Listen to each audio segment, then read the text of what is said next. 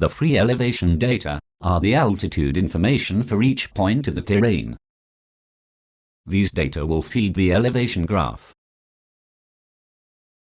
First of all, let's display the elevation graph. Touch the Map Options menu and activate the elevation graph. As no data is installed yet, this message will appear. Touch Open the store. Choose your country.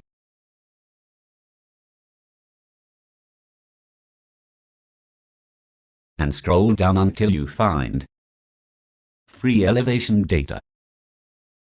Touch Install to install the data. Once the data are installed, you will have a preview of the terrain in front of you, over a distance of 10 nautical miles. This preview will automatically adapt every 5 seconds, depending on your position and track. Zooming in or out on this graph will allow you to change the distance scale of the graph. On the bottom right corner of the graph, you can see the highest obstacle in front of you, over the distance selected.